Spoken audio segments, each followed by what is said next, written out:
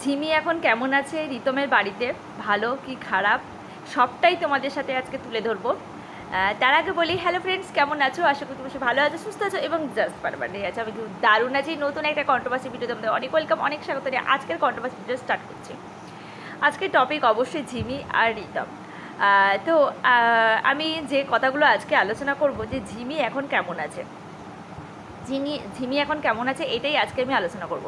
কারণ আমরা সবাই জানি যে ঝিমি ওর বাপের বাড়িতে কেমন করে দিন কাটাতো বা কেমন রাজকন্যার মতো থাকতো।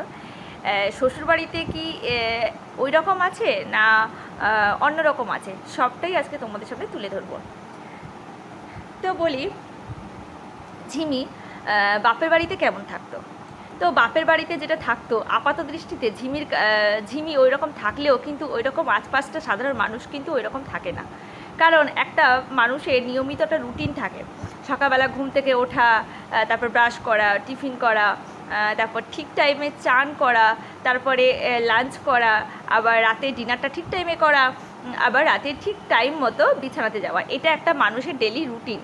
কিন্তু আমরা ঝিমিকে দেখেছি যে বাপের বাড়িতে থাকাকালীন যে রুটিনটা ও ফলো করতো, ওই রুটিনটা সত্যি একটা অস্বাস্থ্যকর রুটিন ফলো করতো, যেটা আর পাঁচটা মানুষ ওই রকম রুটিন কিন্তু ফলো করে না।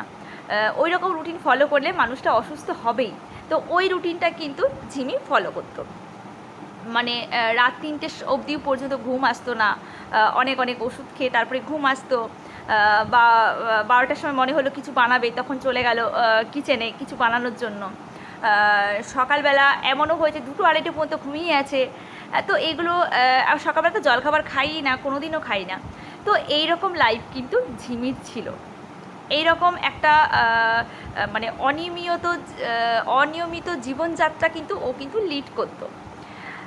তো এই জীবনযাত্রা থেকে আমরা ওকে কখনো মানে আমরা ভাবিনি যে ও এই জীবনযাত্রা থেকে বেরিয়ে আসতে পারে। তো আমাদের ওটা মনে হলেও যে এটা ঠিক না, কিন্তু ও ওই জীবনযাত্রাটাতেই ও অভ্যস্ত ছিল। এমনকি ওর মাও কোনো দিন ওকে সঠিক রাস্তাটা কিন্তু দেখিয়ে দেয়নি। ও যেমনভাবে চলতো ঠিক তেমনভাবেই কিন্তু ওর মা মেনে নিয়েছিল। ঠিক আছে, আমার মেয়ে যেমনভাবে থাকে সেরকমভাবেই থাকুক, এরকম একটা ব্যাপার হয়ে দাঁড়িয়েছিল। কিন্তু এখন তো আমরা সবাই জানি যে ঝিমি এখন আছে শ্বশুরবাড়িতে। শ্বশুরবাড়িতে আসার পরে ওর লাইফস্টাইল পুরো আকাশ আর পাতাল ফারাক হয়ে গেছে। তো এটা বলবে ভালো না খারাপ? অবশ্যই ভালো, অবশ্যই ভালো। একটা মানুষের ডেলি রুটিনের মধ্যে যেমন তাড়াতাড়ি ঘুম থেকে ওঠা, ওটা এখন রিমি করে। মানে আপাত দৃষ্টিতে অনেক তাড়াতাড়ি ঘুম থেকে ওঠে, সেটা 10টা, 9:30, 10টা বা 11টা, ওটা ওর কাছে অনেক তাড়াতাড়ি। আর শাশুড়ি মা ওকে এত আগলে রেখেছে, এত ভালোবাসা দিচ্ছে, আমরা যা ভিডিওতে দেখছি। যেমন একটা মা মেয়ের সম্পর্ক হওয়া উচিত, ঠিক সেই রকমই কিন্তু শাশুড়ি মা ঝিমিকে আগলে রেখেছে। ঝিমির একটু শরীর খারাপ হয়েছিল, অমনি ওর হাজব্যান্ড সবাই, মানে ওর মা আর ওর ছেলে সব দুজনে মিলে কিন্তু ঝিমিকে ডাক্তার দেখিয়েছে, ওষুধ দিয়েছে। তো ঝিমি এখন রীতিমতো ভালো আছে, রীতিমতো সংসার জীবনে ফিরে গেছে। তো ওর জীবনে না একটা ভালোবাসার মানুষের দরকার ছিল। এই ভালোবাসার মানুষটাকে ও পায়নি বলেই কিন্তু এই রকম অনিয়মিত জীবনযাত্রায় ও নিজেকে সেট আপ করে নিয়েছিল। কিন্তু এখন যে ওই ভালোবাসাটা ধীরে ধীরে ফিরে পাচ্ছে না, আস্তে আস্তে ওর নিজের জীবনে কিন্তু ফিরে আসছে। ঠিক টাইমে খাওয়া দাওয়া, স্নান করা, তারপর ভিডিও, এখন আবার রীতিমতো ভিডিও আপলোড করছে, দেখে সত্যি খুব ভালো লাগছে যে রিমি আবার স্বাভাবিক জীবনে ফিরে আসছে। আর সব থেকে যেটা বড় কথা, এদের বাড়িতে আসার পরে, ওর শ্বশুর বাড়িতে আসার পরে রাতে যে ঘুমের যে ওষুধগুলো খেত, ওই ওষুধগুলো কিন্তু একটাও খেতে হচ্ছে না। কারণ কি, এর থেকে বোঝা যায় যে ওর আসল মেডিসিন হচ্ছে ওর হাজব্যান্ডই হচ্ছে ওর আসল মেডিসিন। ও হাজব্যান্ডকে কতটা ভালোবাসে। ও যেহেতু এখন হাজব্যান্ডের কাছে আছে, তাই ওর মেডিসিনের আর কোনো প্রয়োজন পড়ছে না।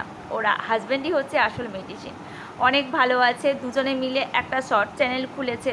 তো দুজনের সমস্ত কিছু শর্টস ওখানে আপলোড করবে।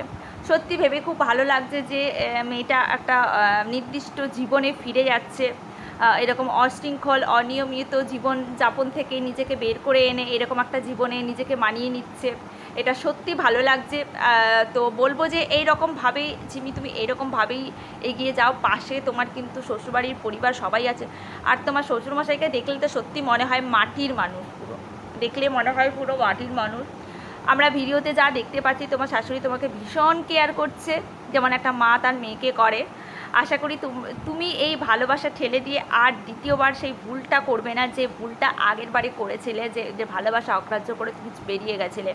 আর এই দ্বিতীয়বার কিন্তু এই ভুলটা কিন্তু করো না। তুমি তোমার নিজের সুখীভাবে ওইখানে থাকো আর সংসারটা করো ভালো করে। ওই শ্বশুরবাড়ির মানুষকে আপন করে নাও, দেখবে ওরাও তোমাকে অনেক আপন করে নিয়েছে, অনেক ভালোবাসা দিচ্ছে। তো চলো আজকে মতো তোমার থেকে বিদায় নিচ্ছি, পরের বারে তোমার সাথে দেখা হচ্ছে নেক্সট কোনো একটা ভিডিওতে। ততক্ষণ তোমরা সুস্থ থেকো, ভালো থেকো এবং সাবধানে থেকো। আজকের মতন টাটা।